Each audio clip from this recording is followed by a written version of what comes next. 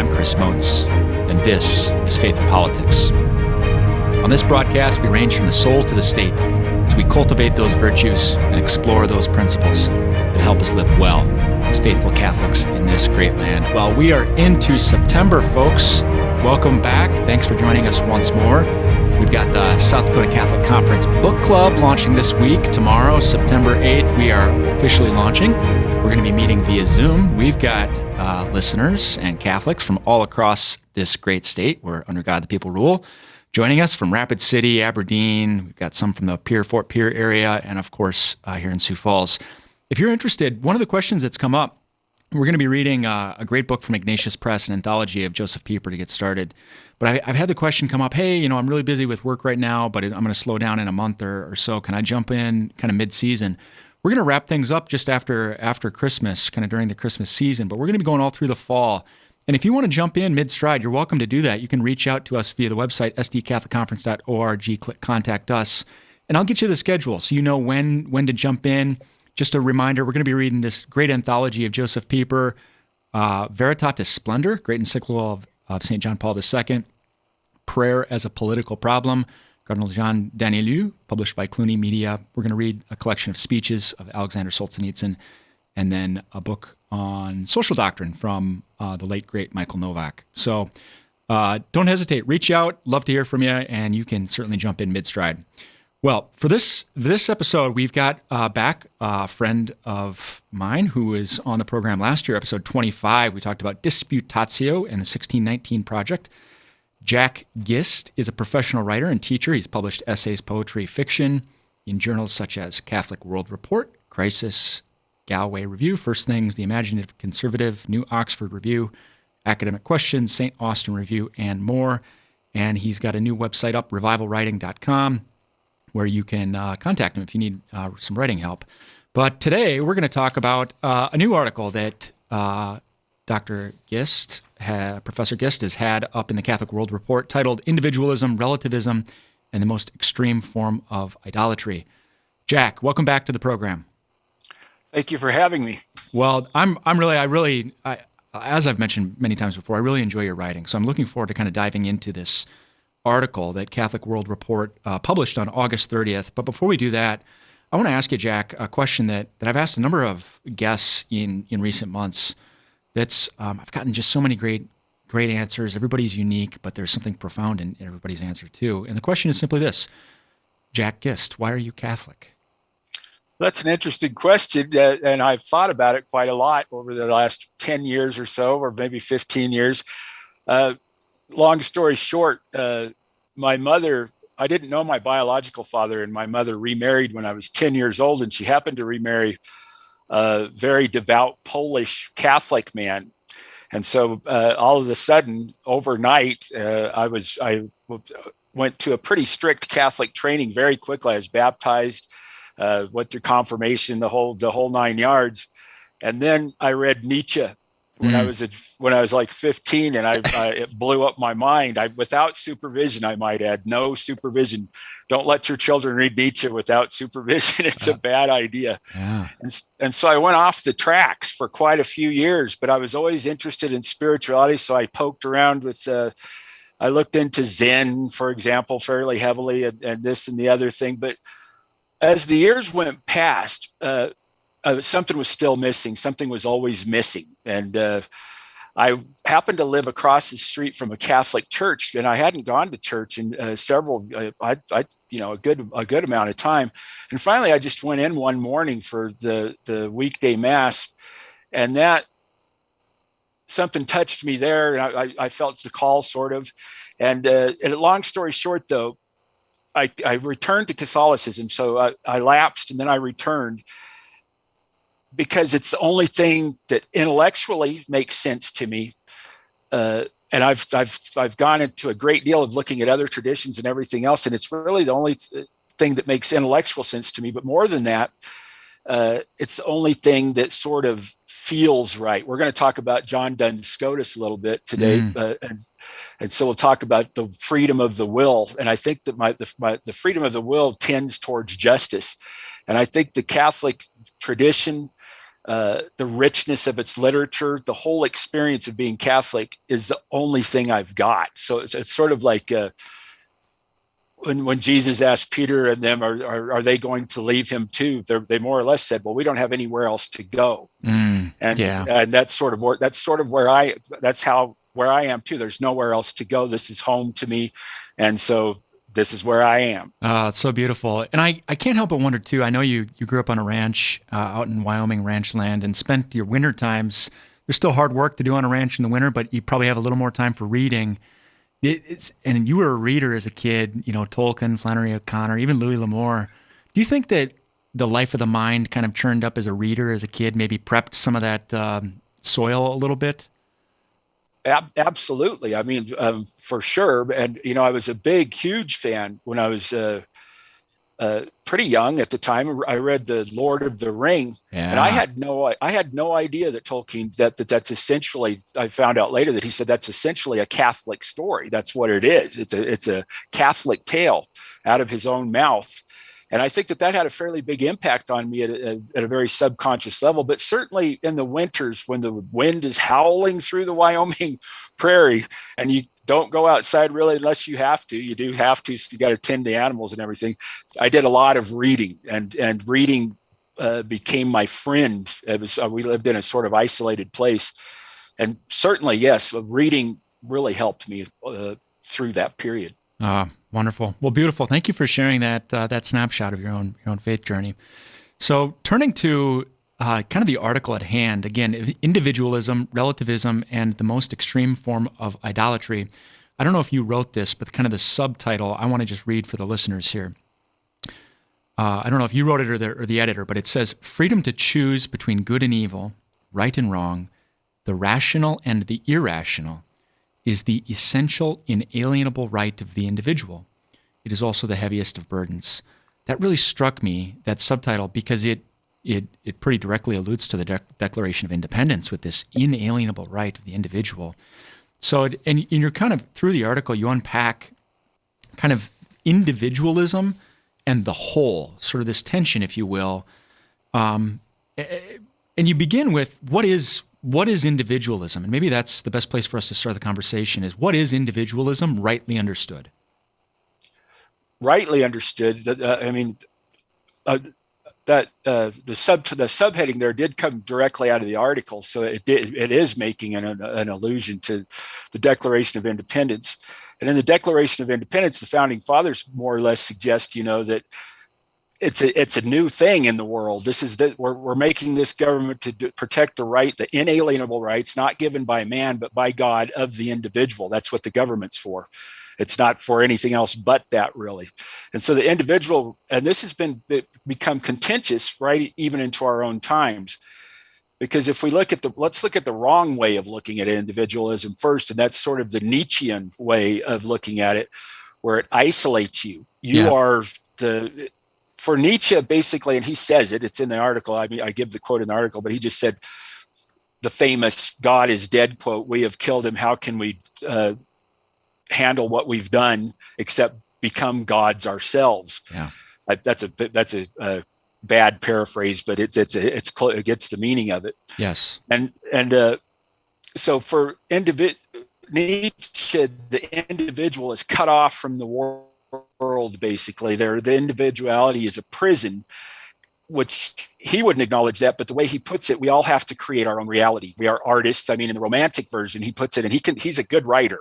That's why he can get young people fairly easy. But we're all artists creating our own reality. But to be able to do this, we would have to be gods. And that's what he's after, really, the individual as God. And we see that a lot with relativism. That opens the door to relativism, which students talk about all the time. I ask them all the time, well, is truth relative to you? Do you create it? Is it? And they more or less say, most of them say yes. That's what they've been conditioned to say. There's always a small fraction that doesn't. And that's where we are today, I think. Individualism is under attack because it's selfish, it's self-serving, it's get what you can from others, it's all for yourself. Conversly, and way before Nietzsche, the Franciscan philosopher and theologian John Duns Scotus came up with this idea of Hesity. I'm going to pronounce that wrong. My Latin, I am still Haeceity for those keeping score at home. Haeceity. I don't. Aseity. I think Yeah. that's correct. So what's that mean? It's thisness. And for Scotus, and he gets in a little bit of trouble here with some of the Thomists, the Dominicans, a little bit, but it's nothing that major. I mean, they're in agreement on almost everything except some fine points. It's thisness, and each individual, not just human beings, but each individual act of creation is completely unique. God, and it's a reflection of God's infinite creative power and free will. And so, if you think about this, you can use the analogy that the body, the eye, say, take your eye, for example, that's part of a larger whole called your body, but it's unique to each eye is unique unto itself. They're not identical in any way. They have their own function to serve as the whole, just as your heart does, every cell in your body does. But they're also uniquely individual. They're individual things that that thisness cannot be removed from them, or they would sort of cease to exist.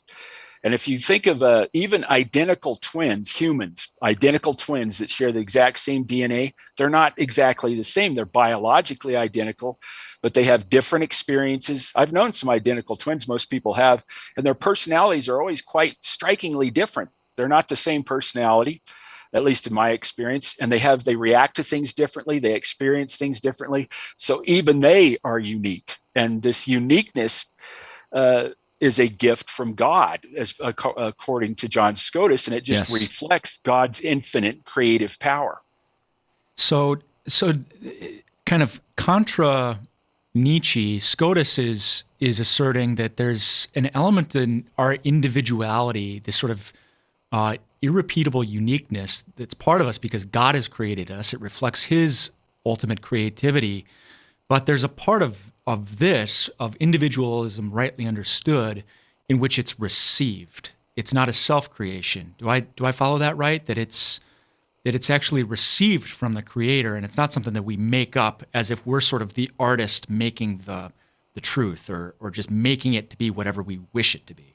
Exactly. You hit the nail on the head right there, that it's received. We don't create it. We're not creating reality. We participate in reality. Well, and one of the things that strikes me too about this individuality, kind of according to the Scotus vision of kind of received from God, this irrepeatable uniqueness, is that this individuality too is by its very nature connected to the whole because it's received from a father, from a creator. And that, if I understand the way you've described Nietzsche, that's not necessary. That's not part of Nietzsche's vision, a connection to the whole. No. With Nietzsche, whether intended or not, he never really touches upon this, but he sort of sees the whole. First of all, he doesn't believe in God. Of course, he thinks the universe is just here.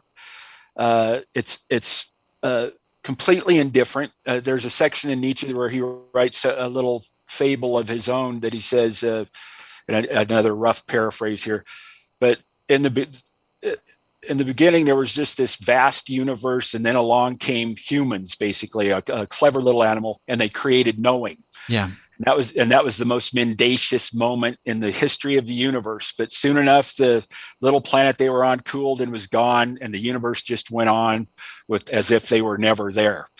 So, and that's a pretty dismal outlook, a pretty a terrible outlook. So the only solace that Nietzsche can find is that as human beings, we can create things in our mind. The irony, though, is it doesn't work. Because if I create my own reality or my own truth, which is, at face value, that's just not going to work.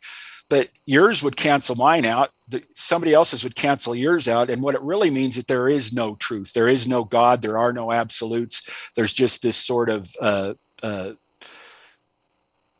creativity, a will. He boils it down to the will to power. Yeah, and maybe herein lies the connection to politics, to social life. Is I think the vision that you're presenting of sort of this rightly understood individualism with a relation to the whole, that our social life actually depends upon a common conception of the good, of the true. Would you agree with that? I would agree with that, and I would say I'd say that was also a gift. So if your unique individuality is a gift from God, Yeah. we don't get to create what is good either. We can tune into it as individuals. I mean, it's something we all share in common. And this is another crazy thing about the existentials. I'm thinking of Jean-Paul Sartre here, that there is no human essence. There's no human nature. It's not a given. It's not inherent in us. We create it. Yeah. And if that's true, then there's no good either. I mean, it goes the same thing to truth. If I have my own version of good and you have your own version of good and everybody has their own version of good, they all cancel each other out and there is no good. So the good has to be transcended. It's beyond us. And it's sort of Platonic. I mean, I don't want to really go there, but at least with Plato, he saw a transcendent good. And as Catholics, we say that good is God, but we don't create it. We can tune into it, and as we're all individual creatures who are gifted our uniqueness by God, it's only right that we tune in and bow down and praise that God. Yeah, one of the things you say in the article is that this type of individualism, kind of this radically disconnected self-will to power, individualism gone wild invites hell to earth. And then you go on and say, this is exactly what the U.S. Constitution was designed to protect each citizen against. Can you say more about that? About sort of the common conception of the good that was in the mind of the founders as they're creating this republic and the constitutional structure for it. And so the founders are interesting in their that they don't come out and say anything. And I've written another article where it becomes a little bit problem, their usage of nature's God, because that sort of leaves it wide open for interpretation. But we know this, they're heavily read in Western tradition, and Western tradition is basically Christian tradition. I mean, we have the ancients, but then the Europe is built on a Christian foundation, and they were they were smart men for how young they were very well read. And so when they say that these inalienable rights that are bestowed upon the individual, they're not bestowed by man and cannot be taken away by man. And with that in mind, when they're bestowed on man by God, God is in common to everything that exists, and so is the good. And they're here government is here to protect that uniqueness, if you will, that gift that came from God, from this sort of Gnostic urge, in a sense, to Nietzsche's will to power. And if you look at the scene right now, that kind of individualism is what people think of the individual as anymore. Nietzsche has more to do with it than the Christian sense of it. And people think that, sort of a hardcore individualism, which the founding fathers promoted, means that we're selfish. We all want what we want. We're sort of all trapped in our own desires, and we have this will to power. So now what we see is individualism under attack. And this is with critical race theory, especially in your face with critical race theory, where you're no longer an individual. You're part of a group, and it's based on an accident, your skin color. Yeah. What do you mean? Hold on. You're using accident in kind of a technical. What do you mean by an accident? It's based on. I can't control it. I was just born into the world. I happen to be Scottish. I didn't choose to be that or anything. It was out of my wheelhouse, basically. Yeah, right. And so, and you see this in a number of things. The LGBTQ community, you're stripped of your individuality. You're part of a group. If you go against that group, they turn on you pretty quick. I mean, if you turn on the group, you're expelled or canceled or whatever they're going to do. So they're stripping the uniqueness, the gift of God from you by reducing you. It's a form of reductionism, really, into this group identity, this political identity of their construction, not God's construction, but their own, which goes against the whole idea of this country, really. So if we were going to kind of look for some areas in contemporary life where we need to exercise caution and think well, we could just look at this whole gamut of of identity politics that has seemed to be on the ascendant in a really accelerating way, especially in the last year or two. And we can certainly point to previous decades as well. But that's it's a great point. In the Catholic mind, though, these two things aren't mutually exclusive, right? So it's where these identity politics would want to kind of do an either or. It's kind of an all or nothing, I think, is the term you used to describe Nietzsche's thought. All or nothing. For a Catholic, it's we can be a both and, right? Exactly. And this is if you go into sort of the philosophical realm, Kierkegaard wrote an excellent thing, a little book called Either Or. And as Catholics, we have a very good, and I think it needs to be spread around quite a bit more. We have a both and. It's not exclusive. I can be an individual. I can accept the gift of God of my unique individuality because it's a testament to God's infinite creative power and free will. But that doesn't mean that I'm isolated from other individuals. We're all joined together in the same body of creation. Everything. Yes. From the Franciscan point of view, it's not just humans, but everything is joined together in the greater body of creation. Yes. Humans just happen to play a significantly special role in that. Yeah. But we're still all connected. Yeah, but that's one of my favorite books that just all time is a little book by Joseph Ratzinger called The Meaning of Christian Brotherhood. And he kind of unpacks this idea of the brotherhood of all mankind. So there's a special element to our brotherhood as Christians that's, really and truly present for the baptized. But even, we can truly say that we are bound to other humans who we don't even necessarily know or don't share a common profession of faith with, merely by virtue of our humanity. One of the other things you say, Jack, is you talk about a couple of different these that can bind us together. These kind of a shared conception of the good, or one of the phrases you use is a higher unity, kind of this bound together in God, this thing that helps make us whole. But another thing you mentioned that I was really struck by that can bind us is shared experience. Shared experience. And you mention pilgrimage, and I think you maybe allude to it as sort of a part of Franciscan spirituality. Can you say a little more about shared experience and pilgrimage? Well, if you think about when you go to church, that's a good example of it. When you go to Mass, and it takes individuals that when you go to Mass, you're sharing the experience, the sacred experience of the sacrament together. You're not alone. You're all in the same room. You're all there for the same reason, presumably. And you're a group. You haven't lost your individuality, but you're certainly participating in something transcendent that binds you together. But before you can get to that place, you have to get out of bed in the morning and you have to choose to go to Mass. So it's both. Again, it's both and. The individual makes the choice. And I'm a firm believer that the individual has to make these choices between the rational and the irrational, between the holy and between belief and unbelief, between faith and no faith. That's a heavy burden, and it's an individual burden that each has to make sort of on their own because they're unique. Their perspective is unique. But once you make those decisions, no matter what they are, it doesn't grant you asylum from being part of creation, part of the greater whole that is creation. You can go back to the body analogy, right? Your eyes play a significant and specific role to your body. They're individual. You only have two eyes, and that no more, no less, and they're unique unto themselves, and they do a specific thing. But they wouldn't be much use without a body that can see or a brain that could receive the vision and process it. And it needs the heart to pump the blood, the lungs to for the oxygen, the whole bit. So it's all working together as individuals.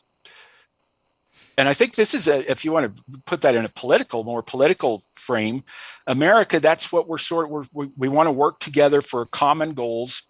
And if you look at, you mentioned you're going to be reading Solzhenitsyn, one of my favorites. If you look at communism, the kind he experienced, it strips the individual of their uniqueness. Again, it strips them of the gift that was given to them by something higher than themselves. And, he said communism is really, and he just came out and said it, is a hatred of God. So, and to deny your individualism in favor of a group identity is to deny the gift given to you by God alone. And so, but it doesn't exempt you. You don't want to go the Nietzschean way and go, okay, so I'm so unique. It's a gift of God, so I can be God. You're missing the point there. You're just part of the body of creation with a specific part to play. I want to be careful in talking about vaccine stuff because I know that there can be a lot of strong emotions, and I want to just say that there's a lot of nuance and complexity that needs to be brought into the conversation. But that's a preface to kind of asking, I can't help but wonder if there's some of the, in our pursuit, our social desire to go after the common good, that we're at times even rejecting a bit or being dismissive of the individual properly understood. Do you think have you seen some of that? Well, that's a good question. And the common good is a whole new can of worms, right? Yeah. Because who decides what it is? So if you say the common good, if you just boil it down to sort of a utilitarian, how many people does it save? You get into that old Dostoevsky problem, right? Or if you kill this one innocent baby and it's going to save 100 people, should you do it? That's a classic out of Dostoevsky. It's a big problem. Right. Or should you not do it? And of course, I think as Catholics would say, you should not do it. You should not murder the child for the sake of the so-called common good. So what is the common good and who decides? I think we have to look to, as a Catholic, I would go contemplate that by looking at tradition, praying and meditating, but a one size fits all for the vaccine. Well, I won't get into anything weird on the vaccine because I'm not a doctor or anything. But if you just look at it this way, we know that each individual body is unique, right? In its own terms. Therefore, a one size fits all is probably just realistically not going to work. There's contingencies. People have differences to their body. They're going to react differently. All kinds of variables are involved. And so I think they all need to be taken into consideration. Jack, we're coming up on the end of our time. I do have another question I want to ask. So I'm just going to pause for just a moment and tell our radio listeners, thank you so much for joining us. Been a pleasure to have you with us. If you want to listen to the rest of this conversation, you can go download the podcast on one of your favorite podcast apps and catch the rest of the conversation there. Until next time, live well. And back to kind of our conversation, Jack, one of the things that I want to ask kind of as we're, these are difficult. It's a really tough question. What is the common good? And it's right in that little subtitle that I read from at the start: freedom to choose between good and evil, right and wrong, the rational and the irrational is the essential, inalienable right to the individual. That it just jumped out at me to have rational and irrational kind of framed right next to good and evil, right and wrong. I think sometimes in a constitutional republic where our decision-making, kind of our pursuit of the good together, comes down to a 51% vote, we can kind of almost think that that's how the good is determined, is just by majority vote. Or, you talk a little bit about the mob in the article. But can you, for folks that have never really thought through, like, okay, rationality and irrationality, can you say a little bit about how rationality might be a pathway to ascertaining the common good? I think that you have to, that's another really good question. And I wish we actually had more time for this, because I'm going to go back to Scotus on this one, who does differ from St. Thomas on this one a bit as well. And he says the seat of rationality in the human being is in the will, not the intellect. Your will has to be tuned into rationality. Say more about those, the will and the intellect. What do you mean there? Okay, the will is your, you have the intellect, and there's some rationality involved there too. It's easier to put it in this way. You can do anything you want and make up reasons to do it. Sure. Absolutely. We've seen a lot of this rationalizing your way into doing whatever you want. It's pretty easy. I have a 4-year-old. I know. Yeah. So willing yourself to do the right thing is a whole different thing. Mm. And for Scotus to will to the right thing, it has to be a free act, and it has to be tuned into God. And God is a rational creature who exercises free will. So again, it's a reflection of something higher than us, not just thinking your way through it. Because what we see now in our American politics, and I think a lot of places, is you're right. These people, it's purely a will to power. Who can muster the votes to get the? It's not even rational. I don't think anymore. It's just purely a will to power. If we have the majority, we're going to jam everything we can through, whether you like it or not. If they have the other side gets the majority, they're going to do the same thing. There's no more conversation. There's no more dialogue. There's no more searching for the common good. So the common good's always a search. It's not something that's fixed or static. Yeah, and that's a little bit what we talked about last time we visited, was the disputatio, sort of this engagement in seeking. And treating each other as human beings in search of something, because it's not like we're going to ever say, okay, this is the common good, and we're going to do this for all time. Yep. We live in a contingent world, so it's going to, with a little bit of faith, a lot of will, and some rationality, we can continue on our pilgrimage, if you will, towards the good. Yeah, I think that's something too that gets lost in the shuffle talking about the common good is that it's not the common good isn't an ahistorical reality that just sort of is this one thing that is always and everywhere the same throughout every moment of time. It's historically contingent, and we have to take in a lot from the world around us and make judgments and ask for prudence. So, well, Jack, as we kind of wrap it up here, anything else you want to add to put a bow on this? Just we could go real quick to sort of jump back to Aristotle's ethics, his idea Please. That you do pursuing the good is this: doing the right thing at the right time for the right reasons. Mm-hmm. And of course, that's not a static thing. We live in a dynamic reality, and so you're always going to have to be in tune. I think that's the big thing with Scotus doing. You have to be in tune with reality to be able to will towards God. Very, very well put, Jack Gist. I always want to put the soft G. Jack Gist, thank you so much for joining us. And for listeners out there, if you want to check out Jack's work, you can go to revivalwriting.com. Thank you, Jack. Thank you very much. I enjoy our conversations. Yeah, me too. And thank you, as always, dear listeners, for tuning in. If this conversation stretched you a little bit, that's a good thing. It's like we go to the gym and work out our muscles. Some of these conversations are supposed to be like that for our minds, too, to kind of to use some big words, get out the dictionary. And what a delight it can be, too, to seek truth with others. So, as always, love to hear listener feedback. You can go to sdcatholicarts.org, click Contact Us. Until next time.